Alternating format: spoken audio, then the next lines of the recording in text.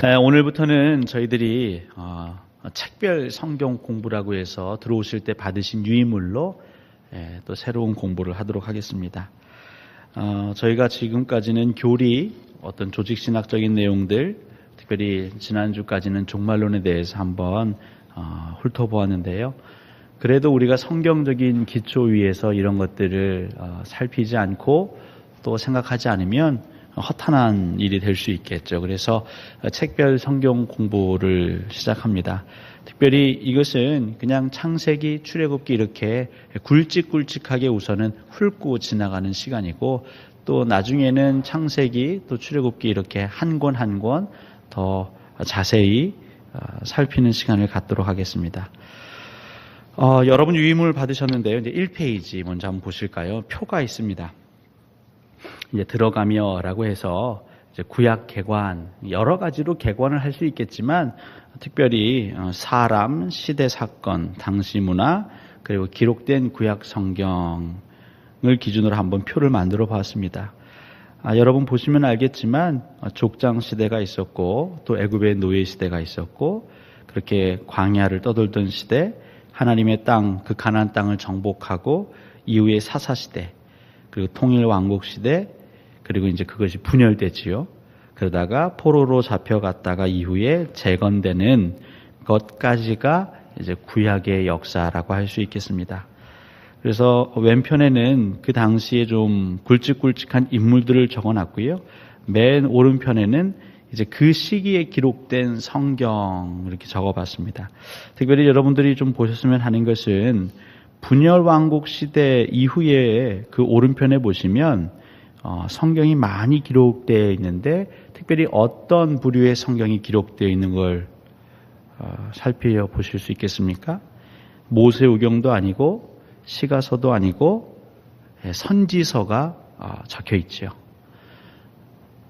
왜 이때 이 시기에 하나님께서는 선지자들을 집중적으로 보내셨고 또 선지서를 기록하게 하셨을까요? 사무엘이 마음이 시험 든 때가 있었습니다. 그때가 언제입니까? 이스라엘 백성들이 우리에게도 왕을 세워주십시오.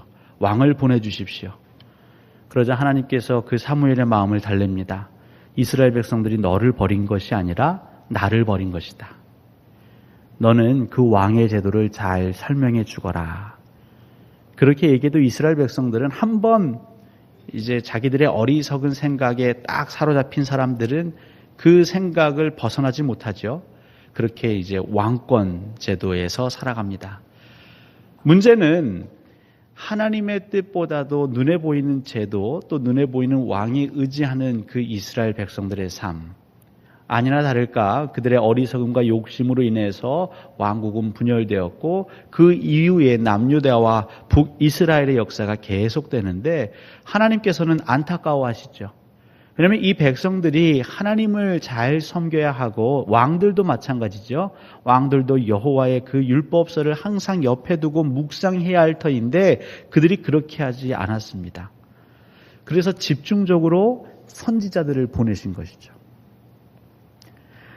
하나님께서 그 왕정 시대에 그 하나님의 뜻을 더 밝히시기 위해 선지자들을 보내셨고 선지자를 기록했지만, 안타깝게도 그 왕들은, 또 이스라엘 백성들은 그 말씀을 마음에 새기지 못했습니다.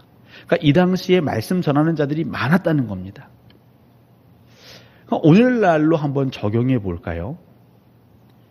오늘날 예전에 비하면 우리 성도님들이 설교를, 혹은 하나님의 뜻이 담긴 책이든 여러 세미나든 마음만 먹으면 얼마든지 접할 수 있습니다.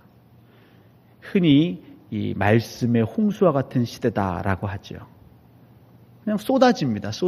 기독교 서점가도요, 신앙 서적이 쏟아집니다. 여러분, 그것이 많다고 안도해서는 안 됩니다. 누군가 그러죠. 홍수에 마실 물이 없다. 물이 많아도요, 마실 물이 없을 때가 있습니다.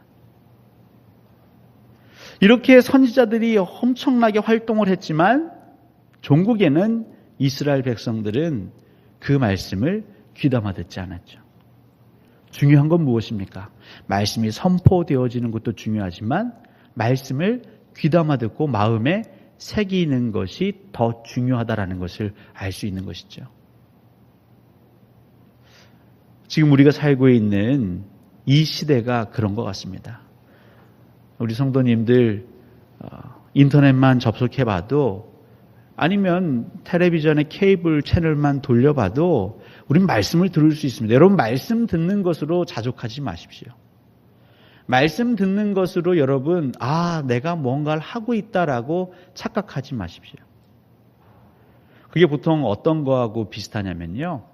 내가 근사한 어떤 조직이나 공동체에 속해 있으면 내 존재 가치가 그렇게 격상되는 듯한 착각을 합니다. 대기업에서 이렇게 일하는 직장인들, 그 안에 시스템이 있죠. 또 회사의 브랜드 파워가 있죠. 그래서 거래처하고 일하면 마치 자기가 뭐가 된 것 같습니다. 그래서 이거 이렇게 하다 보면 내 사업체를 꾸려도 괜찮겠는데 해서 나중에 독립을 합니다.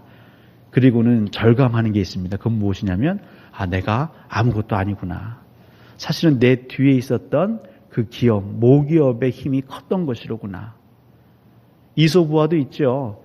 그 여우가 그 숲을 막 다니는데 그 동물들이 무서워 벌벌 떨던 거 아니겠습니까? 그래서 여우는 나를 무서워하는구나 알고 봤더니 그 여우 뒤에 호랑이를 보고 무서워한 것이죠.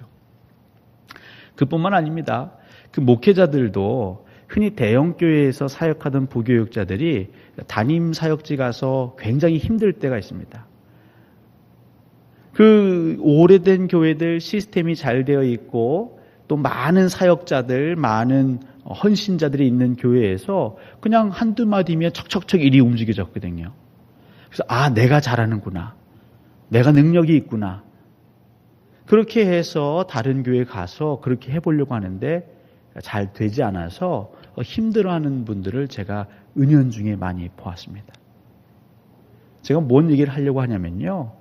우리가 어딘가에 노출되어 있다고 해서 그것이 내 것이 아니라는 거죠. 여러분 말씀에 노출되는 것, 말씀을 많이 듣는 것도 중요하지만 왜 듣습니까? 듣고 흘려버리려고 듣는 건 아니거든요.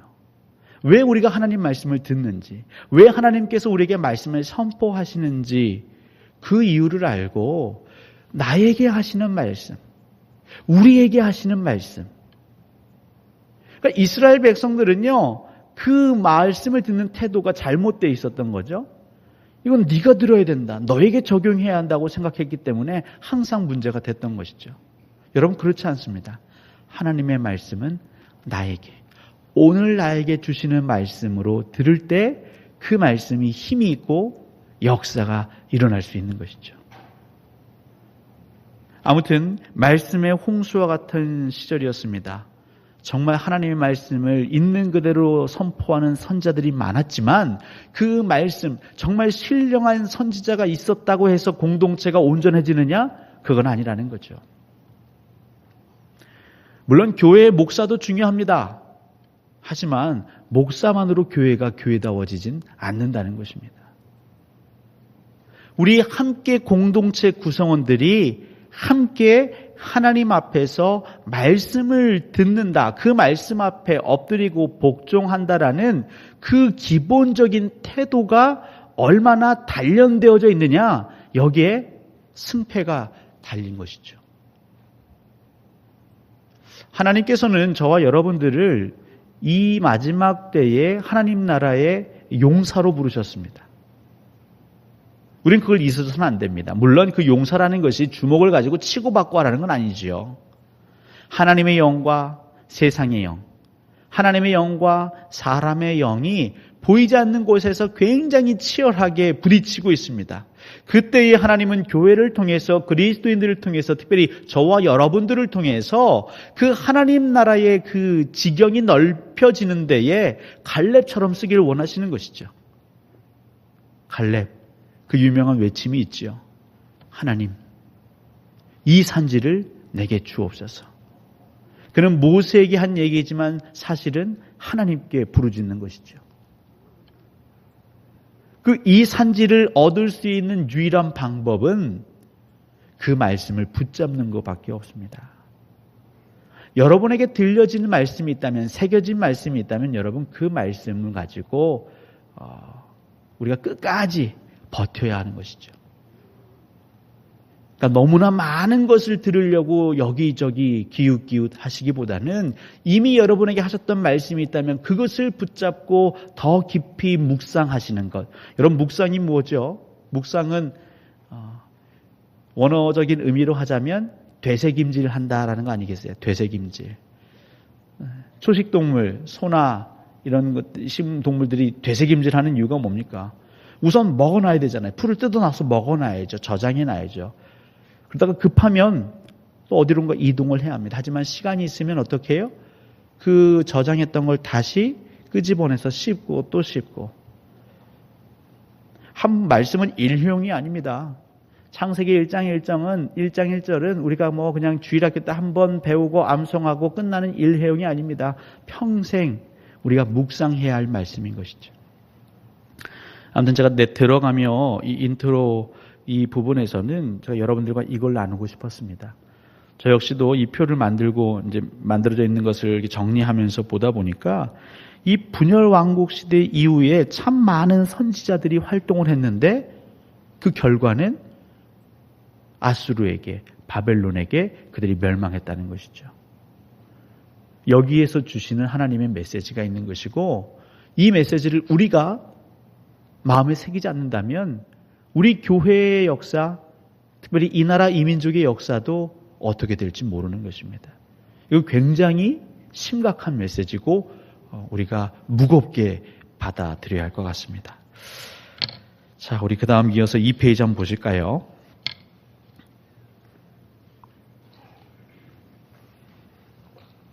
특별히 구약에서 모세오경은 독보적인 자리에 위치해 있습니다. 이스라엘 백성들에게 있어서도 모세오경은 매우 중요한 책인 것이고요. 심지어 지난 주일 우리 최은성 선교사님과 이런저런 얘기를 나누는 중에 이슬람 그 신도들도 이 모세오경만큼은 그들의 경전으로 삼고 있다, 이런 얘기를 들었습니다. 이 모세오경, 물론 여러 가지로 이것도 분석할 수 있겠지만 한번 그 내용이 어떤 것인가, 창세기부터 신명기 순서대로죠. 구약 성경의 순서대로 창세기, 출애굽기, 레위기, 민수기, 신명기를 모세오경이라고 합니다. 창세기의 핵심 주제는 시작이다. 이따가 다시 다루겠지만 시작이고요. 민족으로 봤을 때는 선택받는 굉장히 중요한 책이죠. 그래서 이 시기에 백성들은 준비가 됩니다. 여기서 나타난 하나님은 강력한 주권자의 모습을 보이시고, 또 하나님의 역할 중에 눈여겨봐야 할 것은 창조주 하나님. 그러면서 하나님 명령하시는 것 중에 굉장히 중요한 시작과 창조와 관련해서 중요한 명령이 있다면 있으라, 이거죠. 빛이 있으라. 하늘, 땅, 하나님께서 있으라 말씀하시니까 그냥 말씀대로 이루어지는 것이죠. 그럼 한번 생각해 보십시오. 이 창조주 하나님께서 오늘은 주무시고 계시지 않겠죠. 오늘도 동일하게 우리의 삶을 살피실 것입니다. 그러니까 새롭게 창조하시는 하나님의 명령만 있으면 오늘날도 새로운 창조는 가능할 수 있다는, 여러분, 그런 믿음이 있어야 사람이 바뀌는 것이고 공동체가, 가정이 바뀔 수 있습니다. 반면에 원수 마귀는 우리에게 어떻게 속이냐면 아무리 하나님을 믿어도 불가능한 건 불가능한 것이다. 안 되는 건 안 되는 것이다. 사람 한 번 형성된 그 고집 성격은 안 바뀌는 것이다. 오래된 부부의 그 갈등, 그 굳은 상처 문제도 100번 우리가 시도를 해도 백약이 무효하다. 바뀌지 않는다. 공동체, 나라, 이것 역시 변화의 가능성, 희망과 소망은 찾아보기 어렵다라고 끊임없이 우리에게 속삭이는 것이죠. 하지만 창세기를 늘 묵상하는 사람은 아주 단호하게 외칠 수 있습니다. 아니다. 하나님께서 말씀으로 있으라 하면 그 명령대로 이루어지는 것을 우리 믿는 것이죠. 그게 창조주 하나님에 대한 신앙 고백입니다. 특별히 저희들이 믿는 하나님은 크게는 두 축이 있죠. 창조주 하나님이시고 구원주 하나님이신 것이죠. 여러분, 하나님의 명령 있으라, 이것은 과거형이 아닙니다. 오늘날도 있으라 하시면 그 말씀대로 이루어지는 것이고, 그 말씀이 이루어지기를 원해서 매번 우리에게 말씀을 선포하십니다. 그 말씀이 살아 움직여서 여러분들의 심령 가운데 심겨지고, 여러분들이 말씀으로 여러분의 삶이 변화되어 말씀이 육신이 되고, 여러분들이 성전이 되어서, 여러분들이 그리스도인이 되어서, 여러분들이 하나님의 용사가 되어서 이 땅을 기경하면, 갈아엎으면 그곳에서 하나님이 새 일을 행하시는 것이죠. 사막에도 강을 만드시는 것이죠. 그러니까 이걸 믿는 것이 그리스도인이고, 이것을 믿고 살아가는 것이 예배자의 삶인 것입니다. 출애굽기는요, 핵심 주제는 구원이죠. 구원. 그래서 이때 이스라엘은 인도받습니다. 하나님의 인도를 받습니다. 그리고 백성은 구원을 받았고요. 하나님은 자비로우심이죠. 그들이 구하지도 않았지만 그들에게 은혜와 자비를 베푸십니다. 특별히 그 광야 가운데에서 정말 엊그제 하나님의 영광을 보았는데도 오늘 그 금송아지를 만들어서 우상 숭배하는 그 이스라엘 백성들, 모세의 기도를 통해서 또 그들을 용서해 주시는 그 하나님의 자비로움을 볼 수 있고요. 이때 하나님의 역할은 구원자. 그래서 우리가 창조자와 구원자의 하나님, 특별히 하나님의 명령은 무엇입니까? 내 백성을 보내라. 바로 왕에게 한 명령 아니겠습니까? 그러니까 이때 내 백성을 보내라라고 할 때, 그 명령하실 때 하나님의 마음은 무엇입니까? 넌 보내기만 해라. 그 다음부터는 다 내가 책임질 것이다. 그러니까 이스라엘 백성들이 사실 여기에 대한 확신이 없었습니다. 모세와 아론도 가끔씩은 여기에 대한 확신이 없었습니다. 뭘 믿고 우리가 나갈까? 하나님 뭘 믿고 저렇게 말씀하실까? 왜냐하면 그들의 400년 동안의 삶이 너무 오랫동안 말씀과 벗어나 있었고, 여호와 하나님과 떨어져 있었고, 우상 숭배 가운데 젖어 있었기 때문이죠. 저와 여러분도 마찬가지죠. 물론 창세기에 나오는 것이지만 갑자기 오늘 밤에 수요 예배를 마치시고 여러분들이 집으로 돌아가시는데, 그 돌아가는 그 길목에서 하나님의 천사가 나타나셔서 여러분들에게 모든 것을 다 두고 떠나라. 그럼 떠나실 수 있겠습니까? 저는 광주 동산교회 두고 못 떠나죠. 이런 좋은 길을 어디서 만날 수 있겠어요? 아니요, 하나님 저 여기 더 있다가요, 10년 뒤에 한번 생각해 볼게요. 이렇게. 근데 분명한 것은 하나님이 말씀하시는 그 순간 사실 고민되고 갈등되는 건 어찌 보면 자연스럽겠습니다. 그럼에도 불구하고 그것을 의지적으로 이겨내는 그 여정이 이제 출애굽기에 기록되어 있죠. 레위기는 이 모세오경 가운데 사실 가장 가운데 있는 책입니다. 어떤 분은, 레위기를 강조하는 분은 레위기를 두고 그 내겹으로는 출애굽기와 민수기, 그 외겹으로는 창세기와 신명기, 그렇게 쌓여 있다. 마치 포장되어 있다. 지구에 핵이 있으면 내 핵이 있고 외핵이 있는 것처럼 레위기는 그런 의미에서 굉장히 중요한 책이다. 이렇게 강조하는 분이 있습니다. 아마 나중에 저희들이 레위기 강해 같은 시간이 있다면 더 깊이 살펴보겠지만요. 레위기는 정말 재미없어 보이지만 매우 중요한 책이다. 핵심 주제는 제사죠. 저희는 제사 안 지내는데요. 저희가 속죄제 지냅니까? 번제, 화목제, 속건제 지내지 않지요. 이 무슨 제사법이 왜 중요할까요? 근데 사실 이 제사의 모형에서 우리 예수 그리스도가 단번에 우리를 위해 속죄제물 대신 그 모든 것을 담고 있지요. 그러니까 예수 그리스도의 구속 사역의 그 풍성함을 우리가 레위기를 통해서 누릴 수 있는 것입니다. 하나님께서 강조했던 건 구별됨이죠. 특별히 레위기의 핵심 단어는 무엇입니까, 여러분? 거룩입니다. 거룩. 내가 거룩하니 너희도 거룩하여라. 그 거룩은 아시는 것처럼 구별됨이죠. 구별됨. 그래서 백성들은 이제 가르침을 받습니다. 어떻게 제사 지내라. 그래서 하나님의 역할은 이제 성별하시죠. 구별하시죠. 명령은 거룩하라.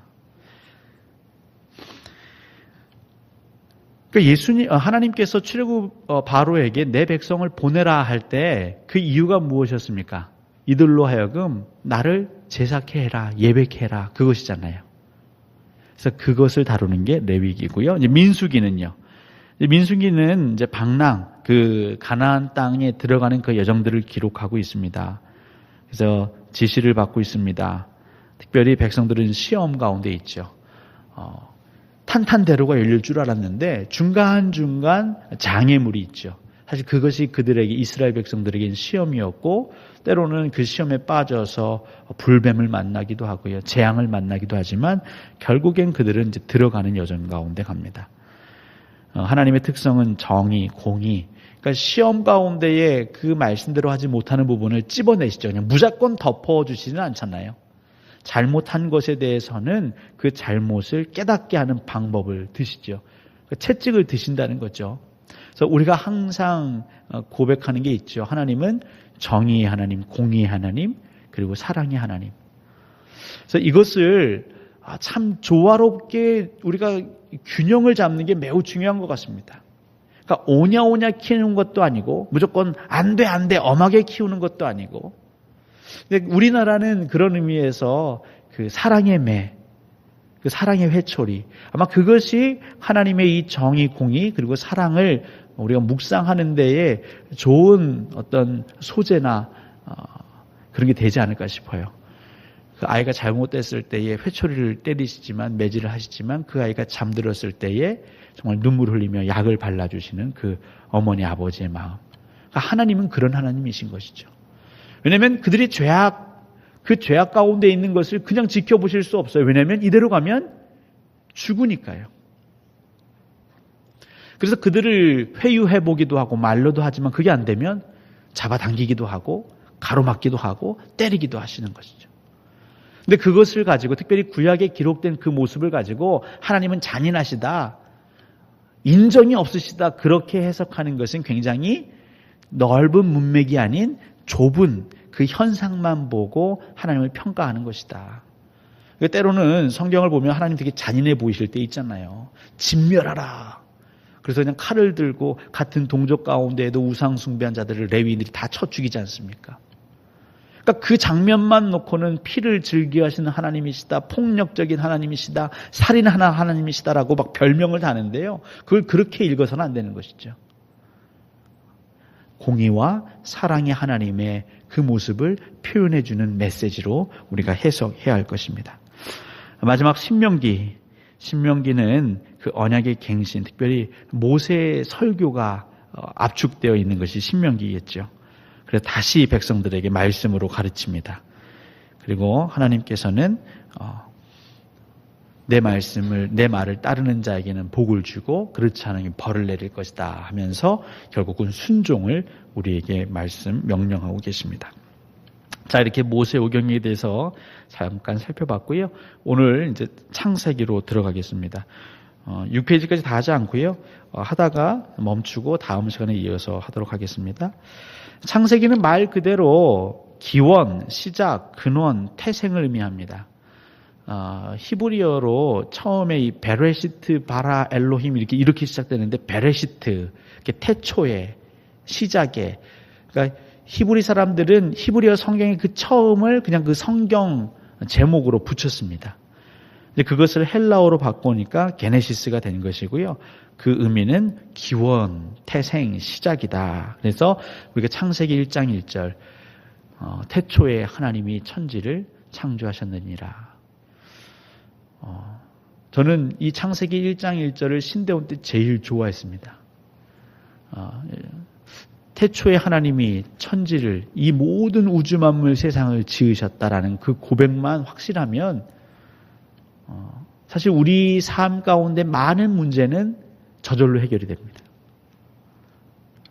그 말씀은 여러분 창세기 1장 1절을 많이 묵상하십시오. 다른 건 몰라도 이거는 그냥 저절로 외워지는 거 아닙니까? 아침에 눈을 뜨시면 이걸 먼저 암송하시고 한번 시작해 보십시오. 천지를 지으신 하나님, 근데 저희는 그 하나님을 믿고 있습니다. 저희는 그 하나님의 아들과 딸입니다. 저희는 그 하나님의 특권을 소유한 자들입니다.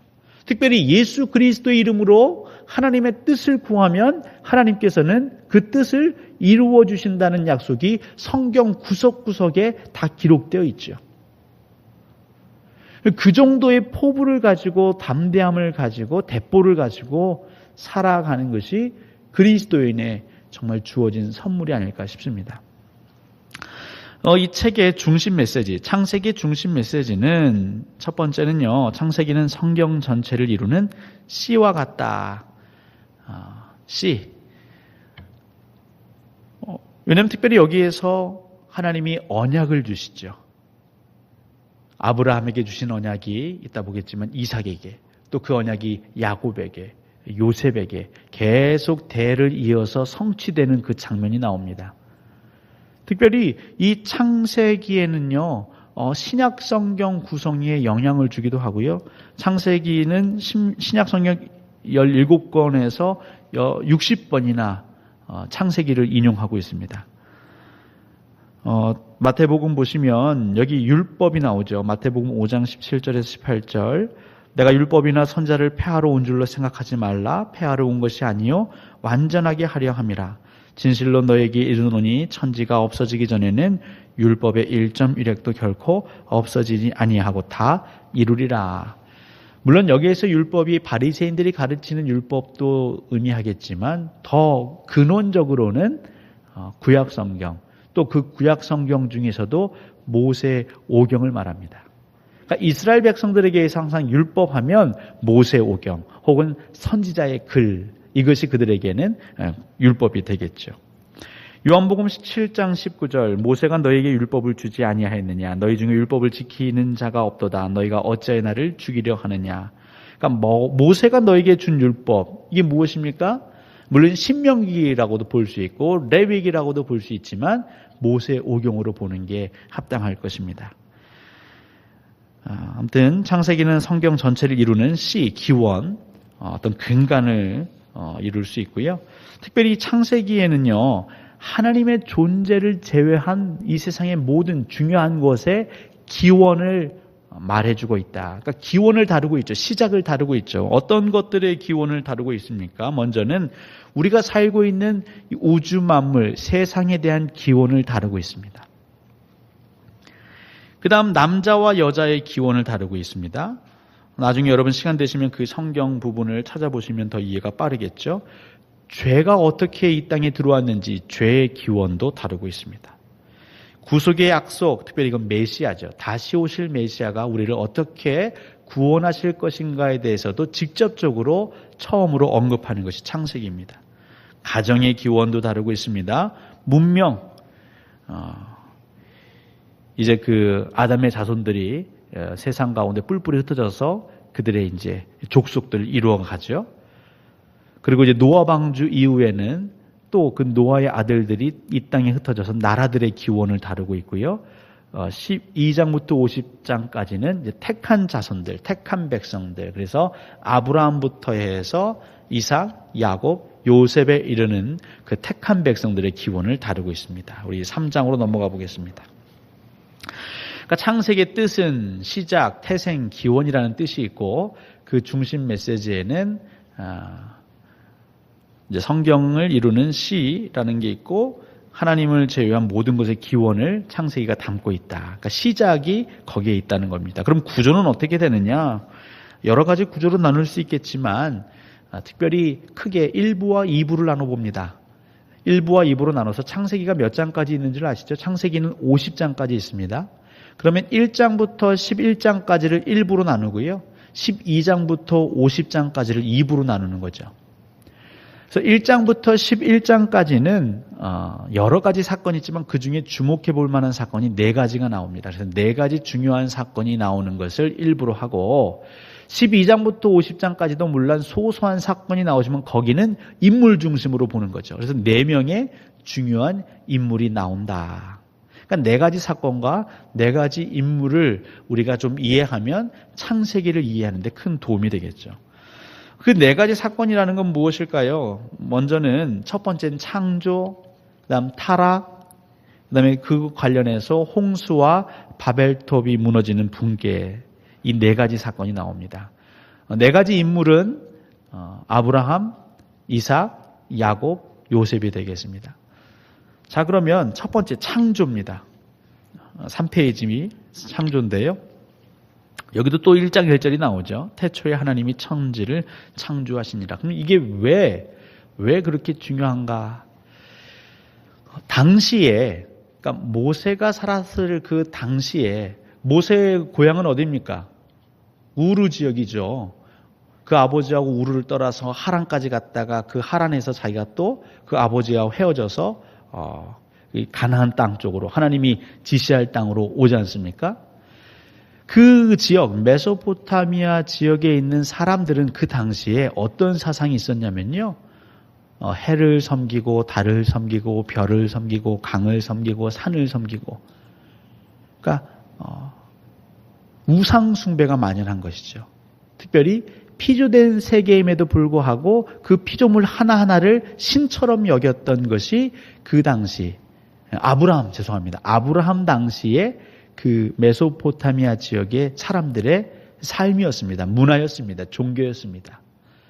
그러니까 이 창세기 1장 1절은 사실은요, 그 문화에 대한, 그 종교에 대한 선전포고와도 같은 것이고, 그들의 그 지식을 완전히 다 뒤집어 엎어버리는 것이 창세기의 역할입니다. 그러니까 사실은 창세기는 어마어마한 것이고요. 그 당시 종교 문화적으로 봤을 때는 정말 핵폭탄과 같은 위력이 있는 것이죠. 여러분, 코페르니쿠스의 업적을 아시죠? 코페르니쿠스.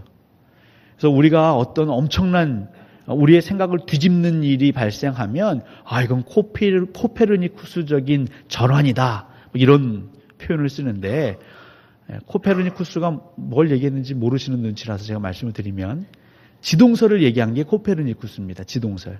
그 전까지는요, 과학자든 종교 지도자든 천동설이죠. 지구를 중심으로 우주가 도는 겁니다. 보니까 해가 동쪽에서 떠서 서쪽으로 지지 않습니까? 그러니까 그 현상만 보고 우리가 살고 있는 이 땅을 중심으로 해가 모두 별들이, 달들이 도는구나, 이렇게 생각했던 것이죠.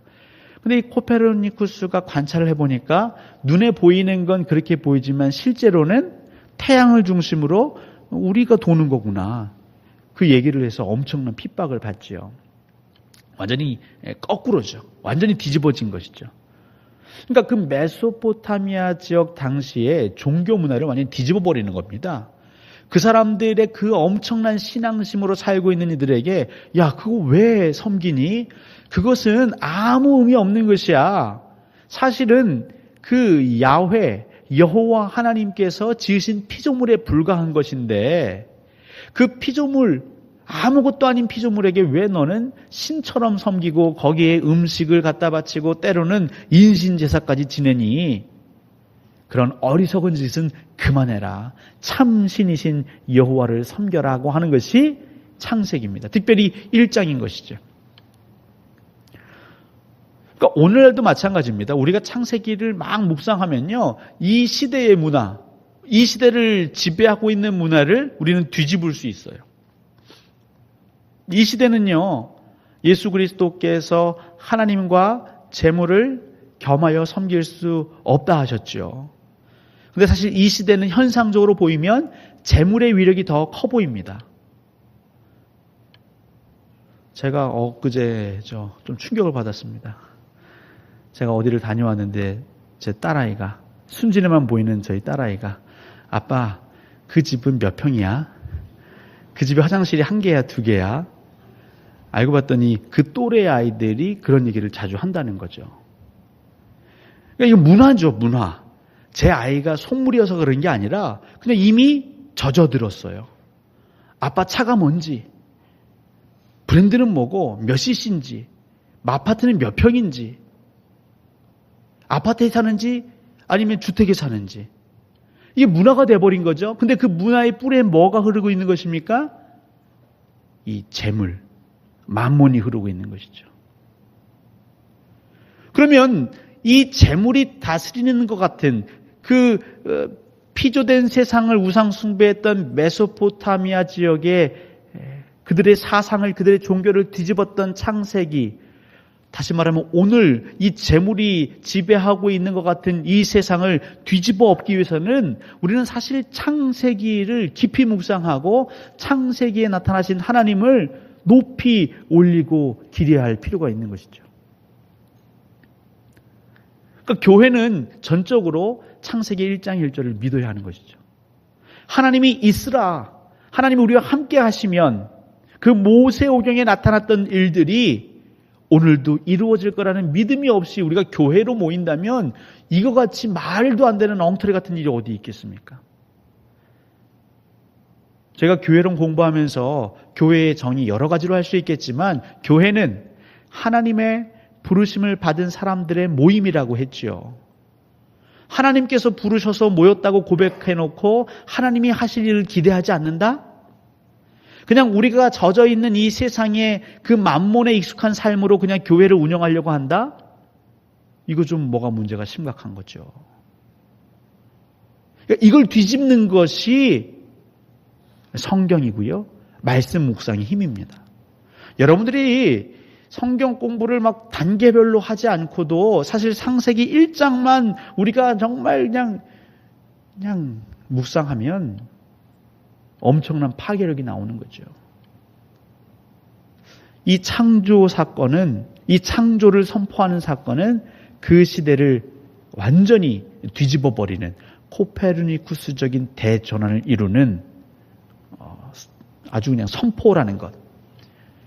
그 창세기는 매우 재미있는 이야기뿐만이 아니라 힘이 있는 이야기, 그리고 오늘날 너무 필요한 하나님의 말씀이라는 것입니다.